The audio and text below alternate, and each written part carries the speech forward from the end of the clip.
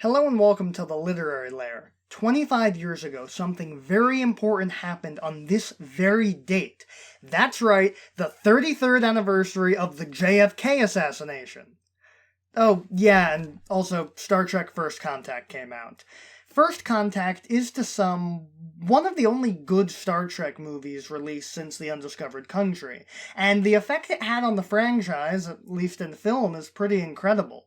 If Star Trek Generations was just an overblown episode of TNG filmed with the lights turned down so you don't notice the cheap TV sets and costumes on the fancy film cameras, First Contact is a true film.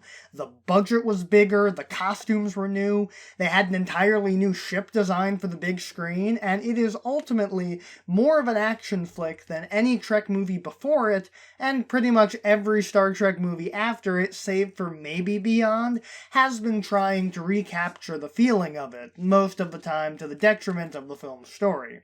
But we're not really here to talk about the film, which is unfortunate because it was directed by Jonathan Frakes, and that would be really lovely to talk about. But instead, we're here to talk about the novelization, because this sort of thing is my bag, baby. Sorry, I don't know why I said that. I knew I shouldn't have stayed up late watching that Austin Powers marathon.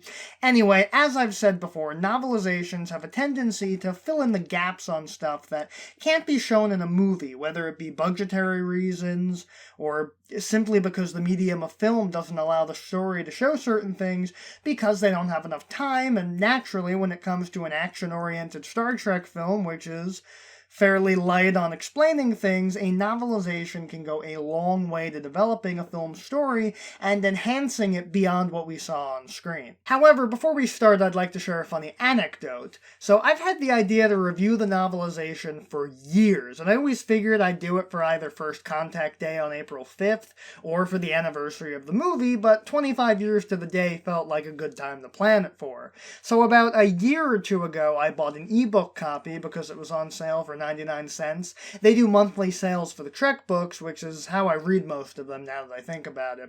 So I didn't think much of it until last year when I started reading it in the lead up to First Contact Day, and when I started it, I noticed something off about it.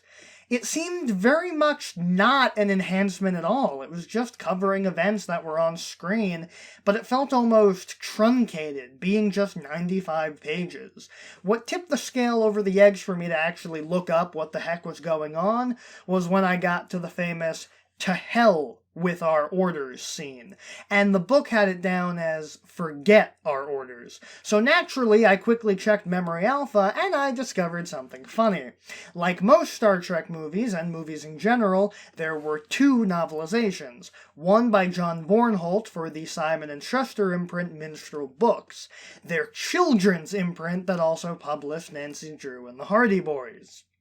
Yeah, I was reading the young adult novelization. However, I didn't know that because the listing didn't mention that, and if you've ever read an ebook, you know that they typically like to skip you to the first chapter, ignoring the cover and copyright information page, where I'd have seen that fact and have been able to correct it before I started the book. So I was all ready to give this thing a scathing review until I realized that J.M. Dillard did the proper novelization, having taken over novelization duties from the much-loved Vonda N. McIntyre after Star Trek IV.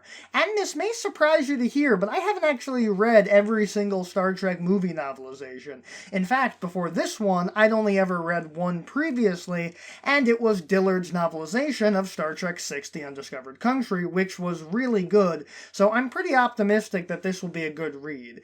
It'll at least be better than the YA one, so let's travel back, or rather forward, to 2063 and get right into it.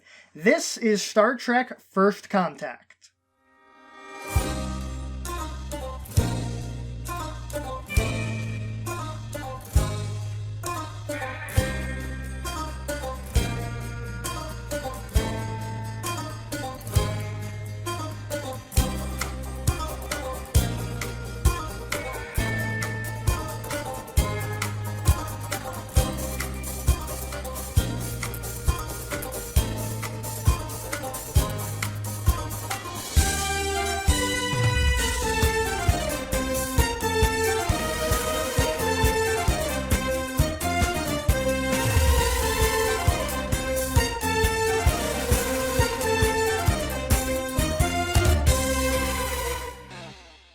cover is one of the movie posters, but not the one that I assumed it would be. It's not the one with the faces of Patrick Stewart, Brent Spiner, and Alice Krige, and a bunch of Borg drones on it.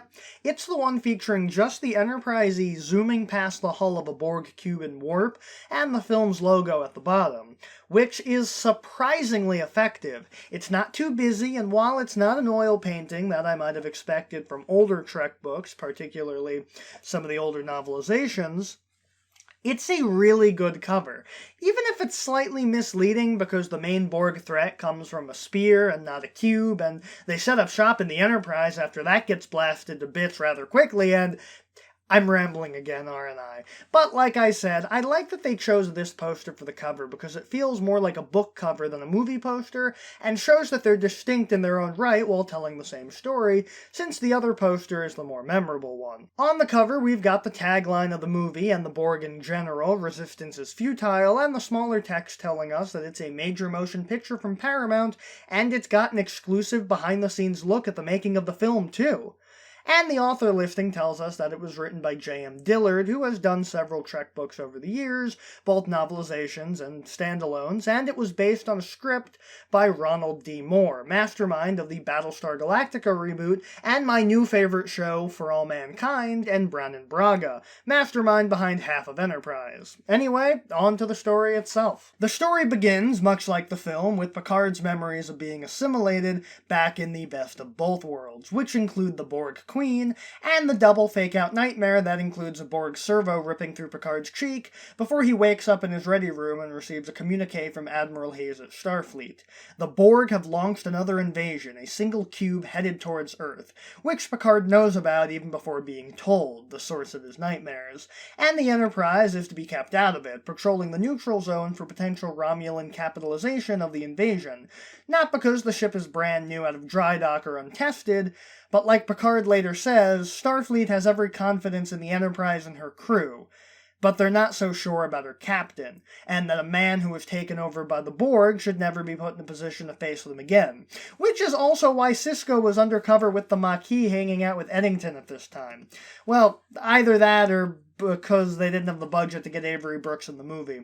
The bridge crew listen to the subspace signals of the battle, hearing their friends and comrades getting massacred by the Borg, and decide that, as Data put it best, "To hell with our orders." The Enterprise rushes in, narrowly saving the USS Defiant under the command of Worf, who decided that today was indeed a good day to die.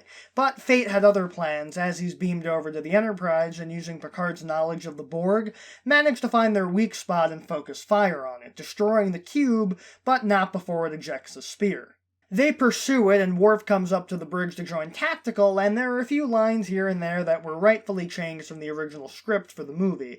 In this case, it's Riker's remark, wondering if Worf remembers how to fire phasers.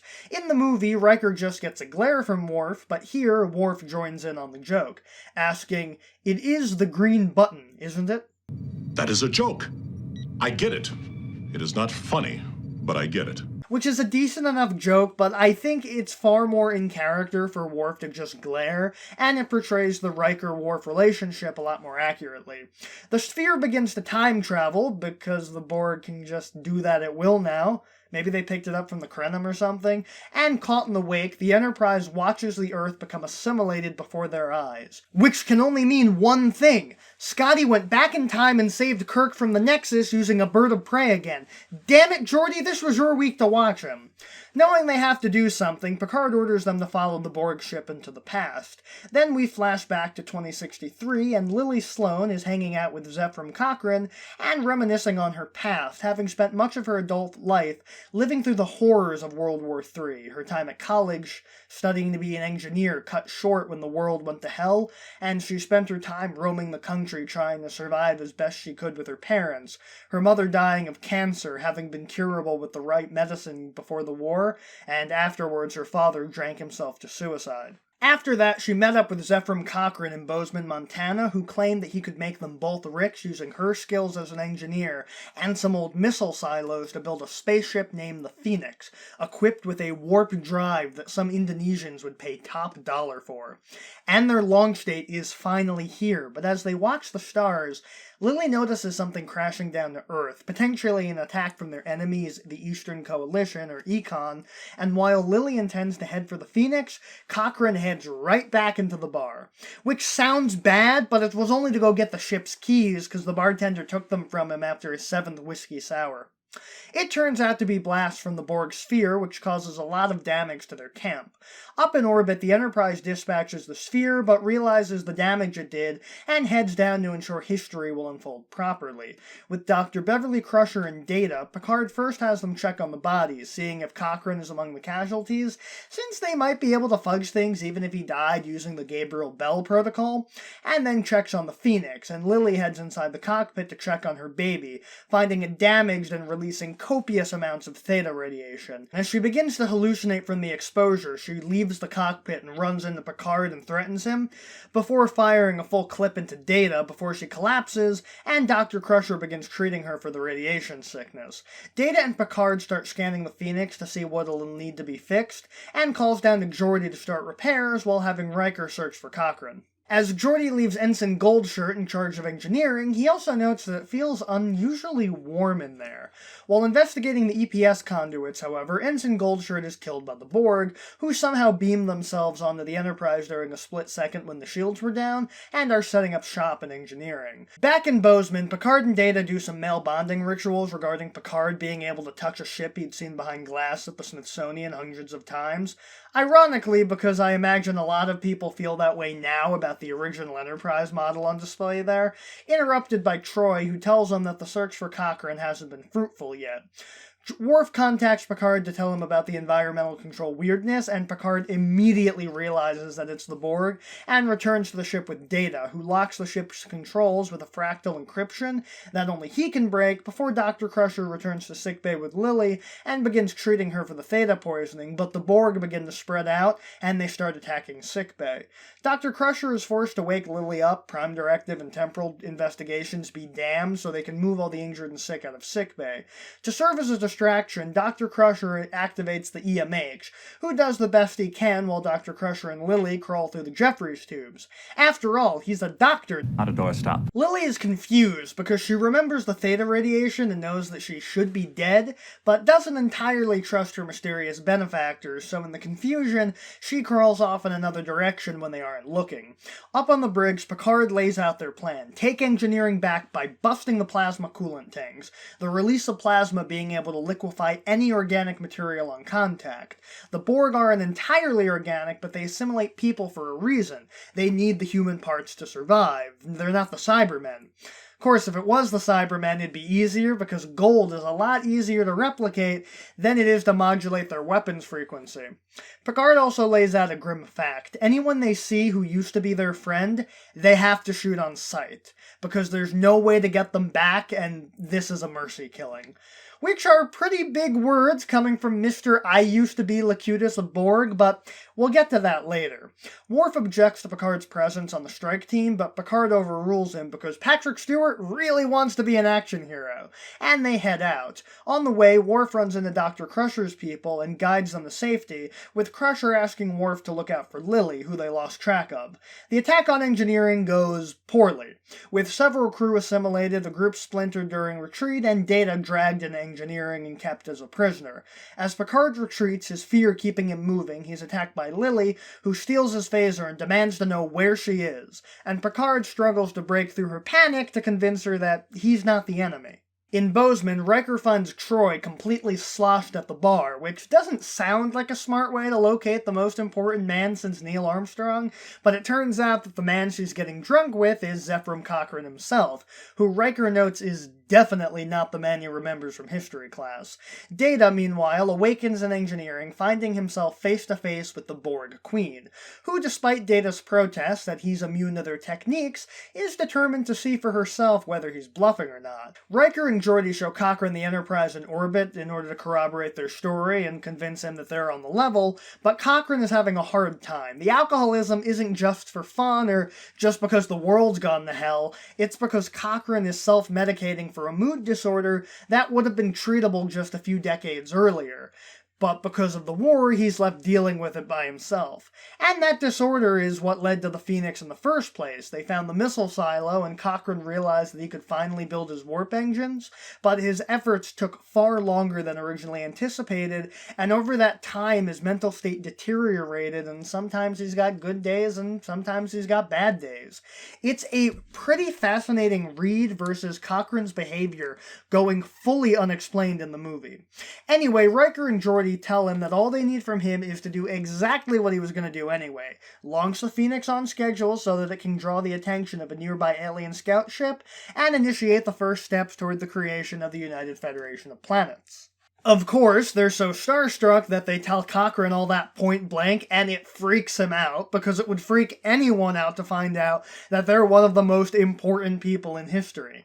Lily has a similar experience with Picard when they finally reach a window, and Picard shows Lily that she's orbiting the Earth, and Picard's voice, filled with compassion, a far cry from what she'd seen on Earth for most of her life, convinces her to give him back the phaser, with the other big line change from the original script. The movie has Picard say that she'd vaporized him because it was set to maximum, while the original script and the novelization say that it's instead at the lowest setting and would have only given Picard a nasty rash. Another good change, because this line is far more powerful. Lily almost killed him because she tried to use a weapon she didn't understand, and Picard still doesn't hold it against her.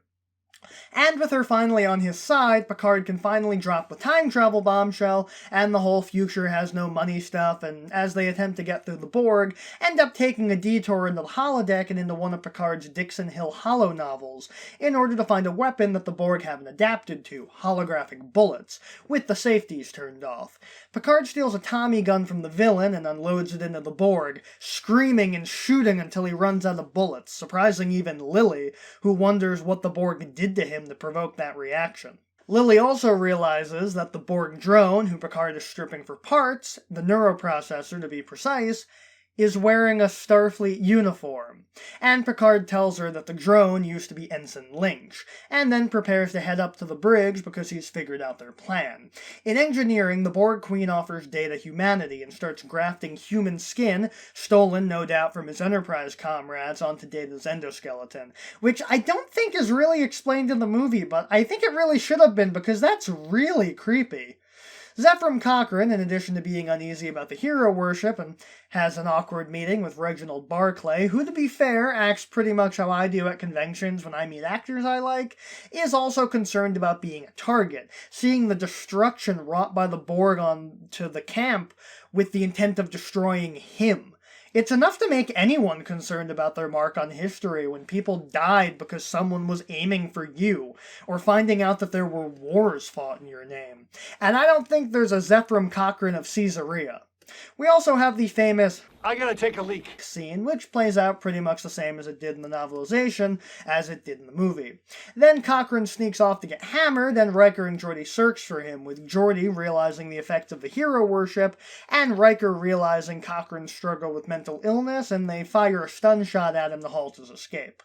Picard finally returns to the bridge and tells them that the Borg are intending to use the Enterprise's deflector dish as an interplexing beacon to contact the Borg of the 21st century as a prelude to a full invasion of Earth. And while it might take a while for them to get there, since the Borg are in the Delta Quadrant at this point, if you go by the timescale that Enterprise's regeneration showed, it would mean that the Borg would have quite an easy time attacking Kirk and Spock's Enterprise, and if the 24th century was unprepared for the Borg, the 23rd century has no chance.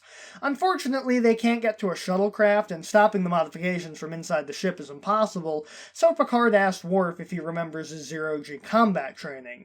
Picard, Worf, and Lieutenant Expendable, Hawk, head out onto the ship's hull in EV suits, and while attempting to dislodge the deflector manually, Hawk is assimilated by the Borg and Worf's suit is torn open. But Worf will be okay, because he's still got that DS9 contract.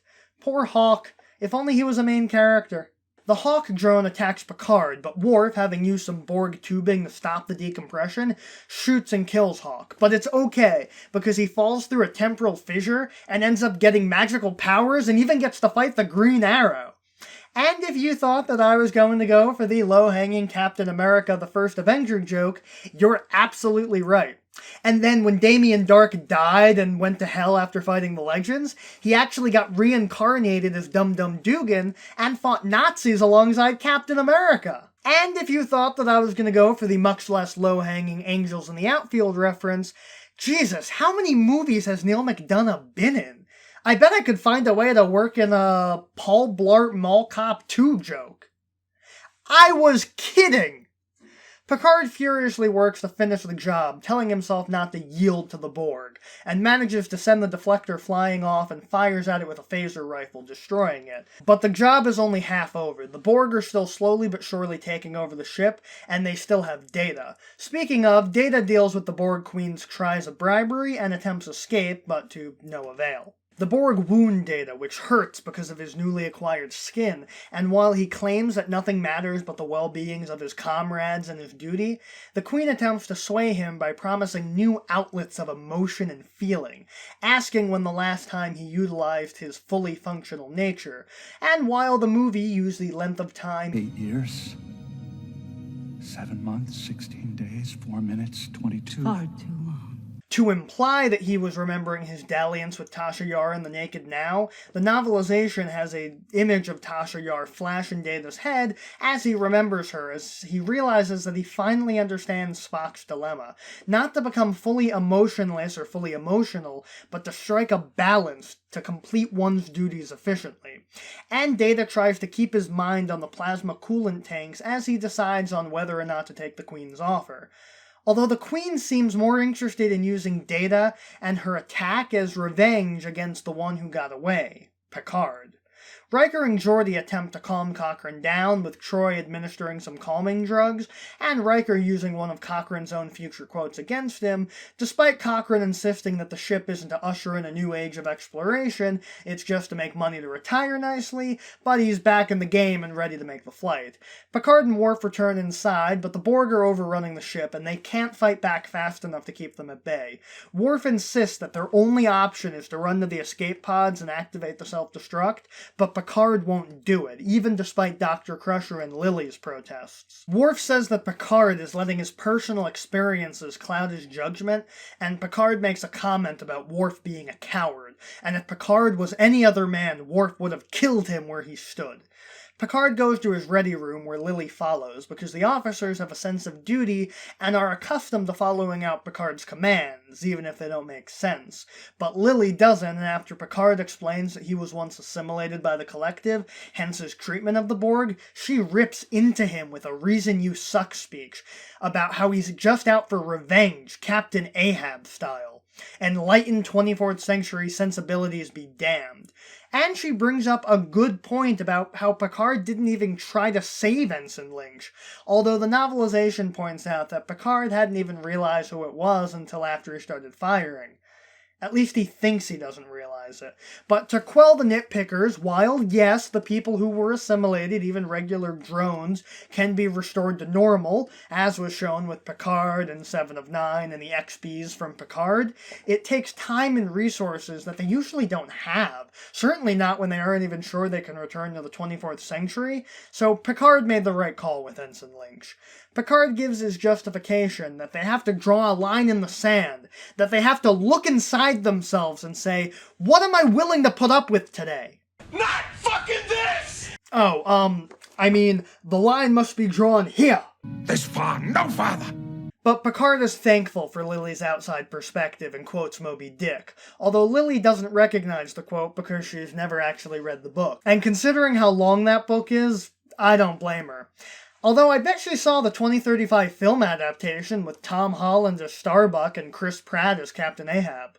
But the important thing is that Picard is willing to evacuate the Enterprise, although he won't leave without saving Data, who he realizes is still alive. The plan is to send the crew down to an uninhabited part of North America and stay out of history's way after getting in contact with the rest of the crew. Speaking of them, Riker and Geordi prepare to launch with Cochrane as he pops in his favorite Steppenwolf CD and blasts the tunes as they rocket out of the atmosphere. Picard bids farewell to Lily as he goes to grab Data, finally confronting the Borg Queen, remembering his previous experience with her, but prepares to still offer himself in Data's place. Picard reads the Borg Queen like a cheap dime store novel and says that she wants an equal, which is why she tried to create Locutus, but Picard resisted giving himself over and had to be brainwashed.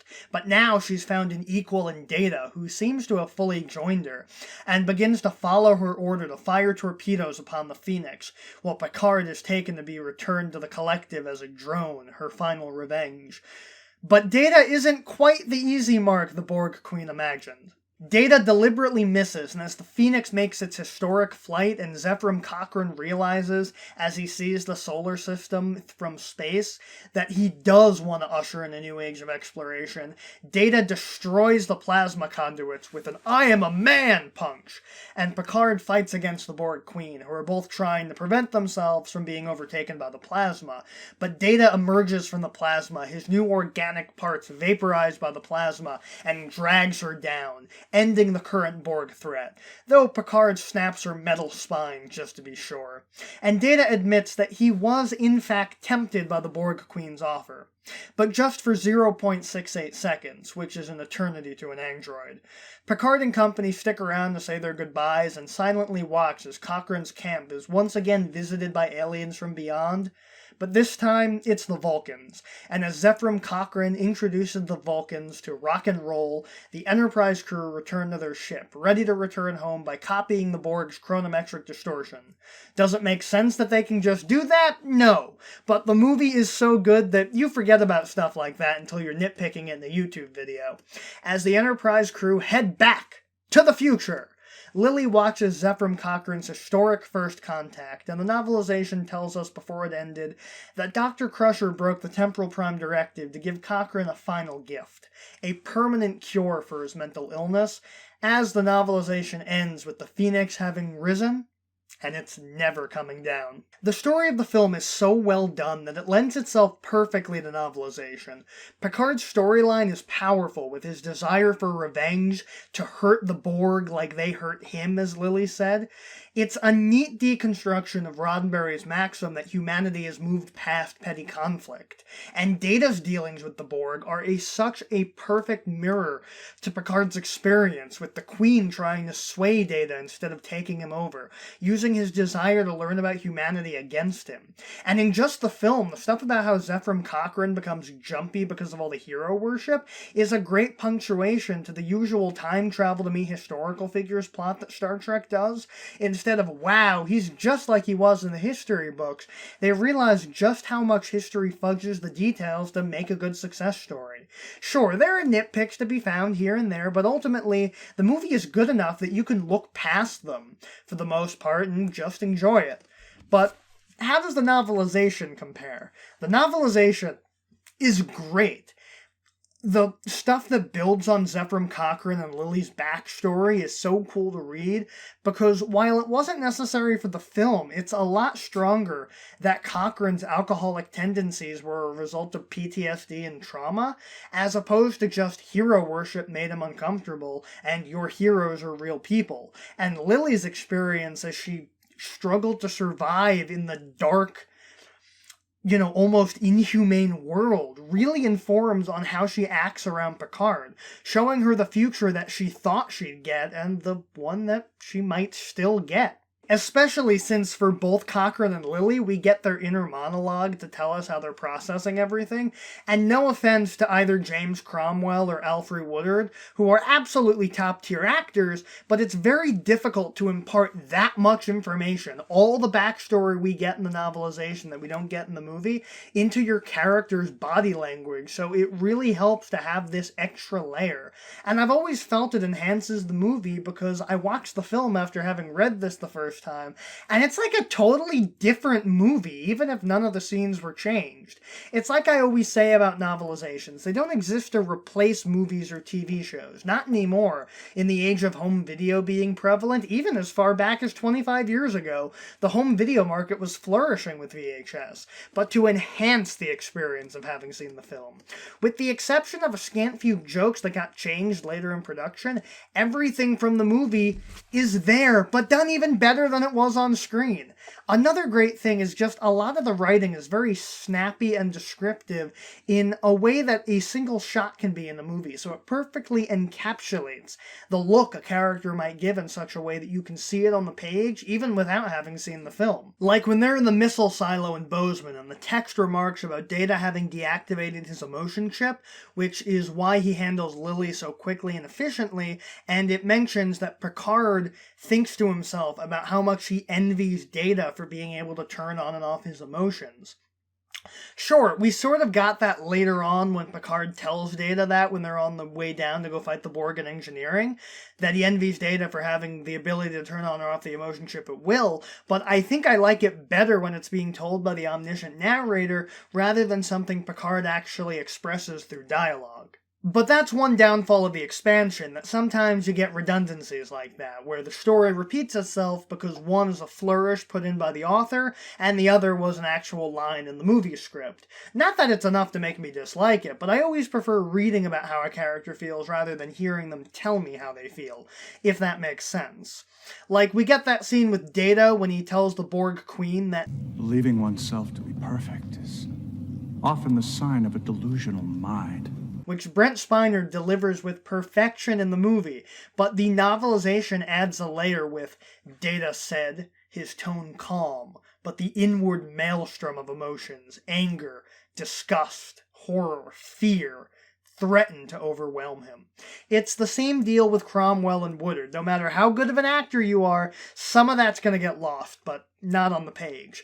And on the subject of Data, the explicit mention of Tasha Yar was a really great touch. Obviously, there are likeness rights and rights issues when it comes to on-screen stuff. That's why there was no Jadzia Dax in the finale montage on Deep Space Nine.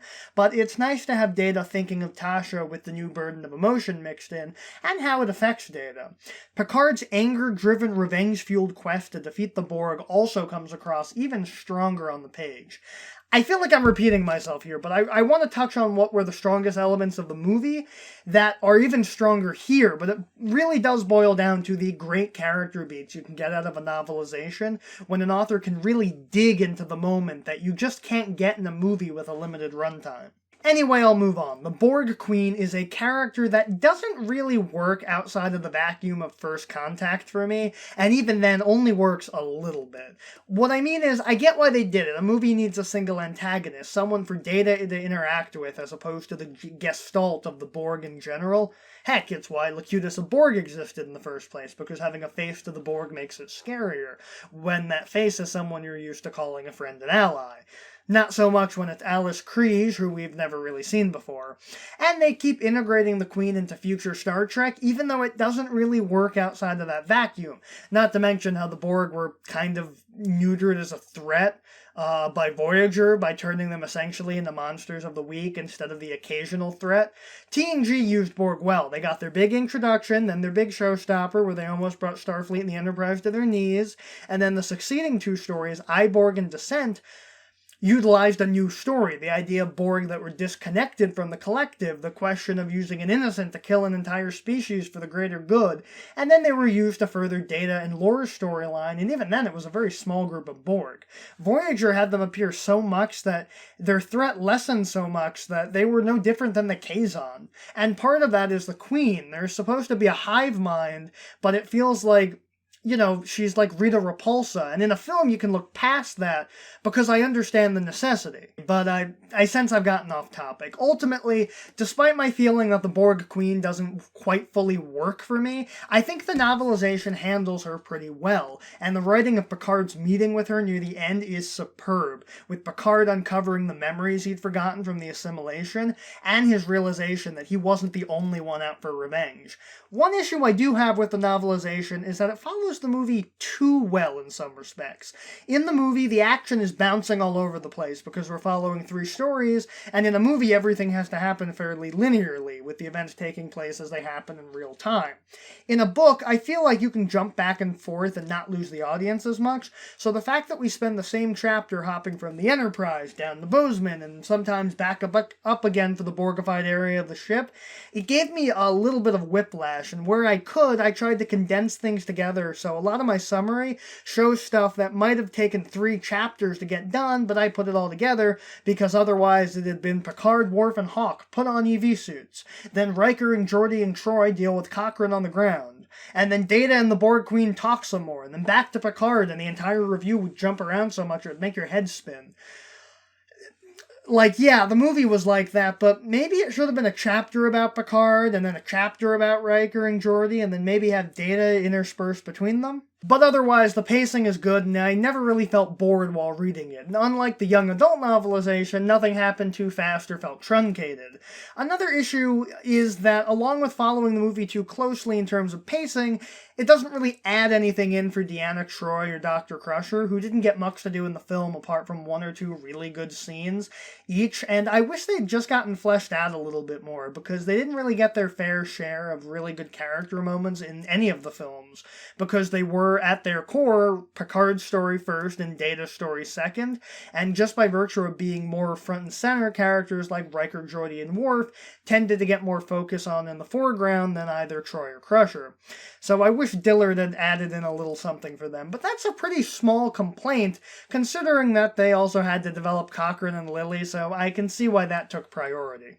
Objectively, First Contact is the best TNG movie. Nemesis was terrible, Insurrection could have been good, but that's a story for another much longer video, and Generations was good, but just as a 2-parter TNG episode and not their first movie, especially not coming off The Undiscovered Country, the triumphant send-off of the TOS era.